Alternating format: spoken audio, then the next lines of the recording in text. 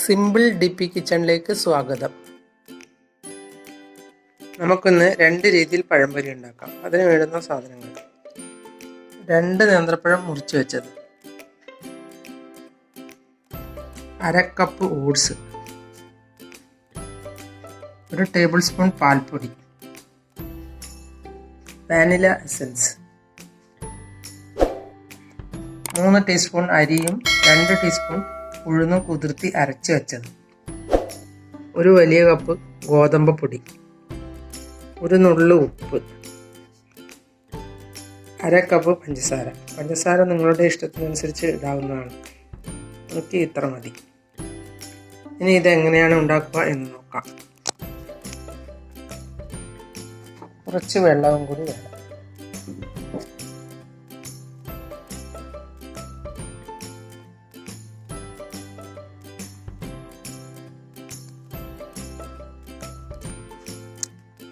വറുക്കാൻ ആവശ്യമായ എണ്ണ.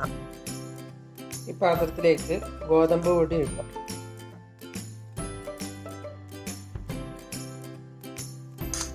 പാൽപ്പൊടി ഇടുക.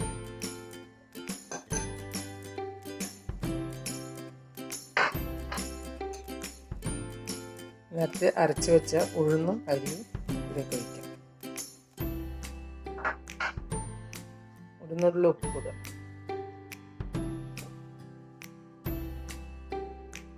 പഞ്ചസാര ഇടുക.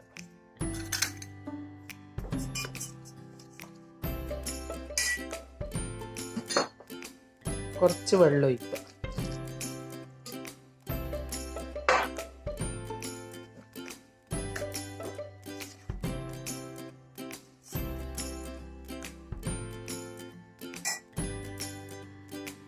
കുറച്ചുകൂടി വെള്ളം ഒഴിക്കുക.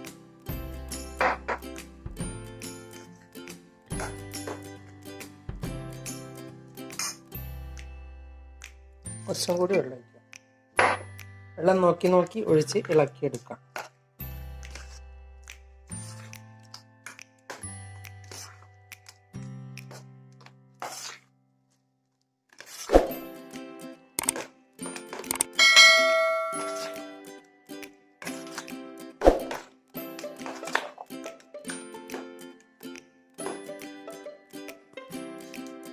ഇനി ഇതിലേക്ക് കുറച്ച് വാനില എസൻസ് ഒഴിച്ചു.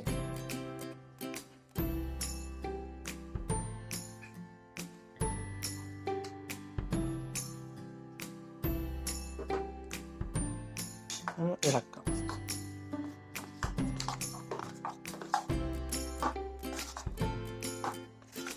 അതിനുശേഷം നമുക്ക് ഇതൊന്ന് പൊരിച്ചെടുക്കാം. പാനിൽ ഓയിൽ ഒഴിച്ച് പഴം മുക്കി ഇതിലേക്ക് ഇടാം.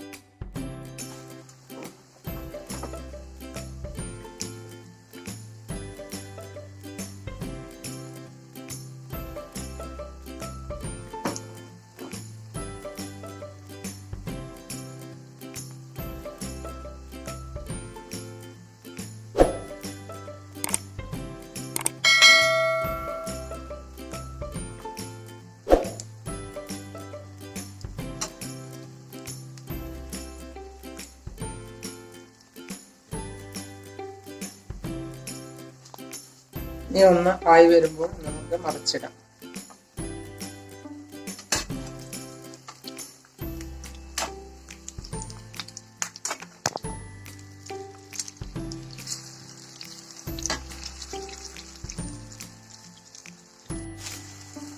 നമുക്കൊന്ന് മറിച്ചിടാം.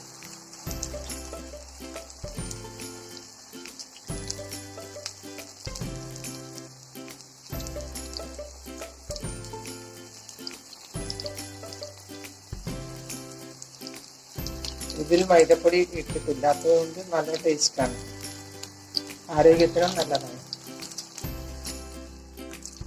മൈദപ്പൊടി ഇടാതെ ഉണ്ടാക്കുന്നതാണ് ആരോഗ്യത്തിനും നല്ലത്.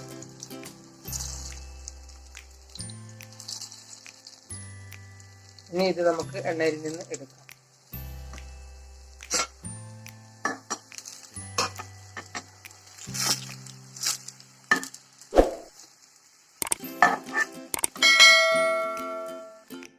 ഇനി രണ്ടാമത്തെ പഴം എങ്ങനെ പൊരിക്കുക എന്ന് നോക്കാം.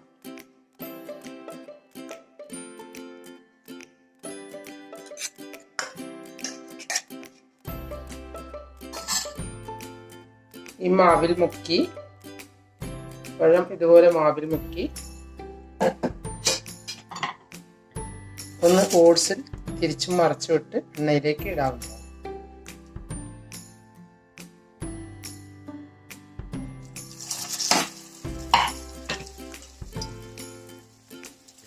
ഞാൻ ഒലീവ് ഓയിലിലാണ് ഫ്രൈ ചെയ്യുന്നത്.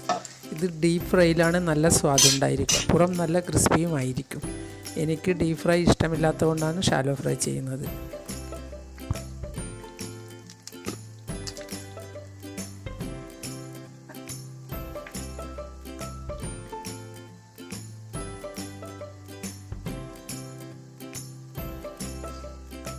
നിങ്ങൾക്ക് ഡീപ്പ് ഫ്രൈ ഇഷ്ടമാണെങ്കിൽ ഡീപ്പ് ഫ്രൈ ചെയ്ത് നോക്കൂ.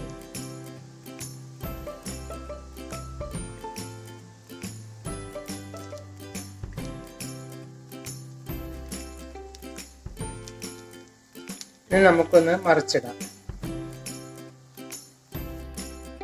മുട്ടയൊന്നും ചേർക്കാത്ത ഗോതമ്പ് പൊടിയിൽ ഉണ്ടാക്കിയ ഈ പഴംപൊരി നിങ്ങളും ഒന്ന് ഉണ്ടാക്കി നോക്കൂ. ചായക്ക് കടിയായി.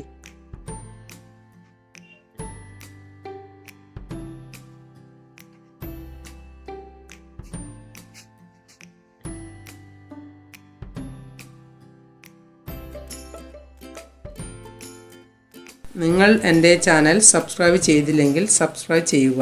ഞാൻ ഇടുന്ന പുതിയ വീഡിയോകൾ കാണാൻ ബെൽ ഐക്കൺ അമർത്തുക. എല്ലാവർക്കും എൻ്റെ വീഡിയോ ഇഷ്ടപ്പെട്ടെങ്കിൽ ലൈക്ക് ചെയ്യുക. കൂട്ടുകാരുമായി ഷെയർ ചെയ്യുക.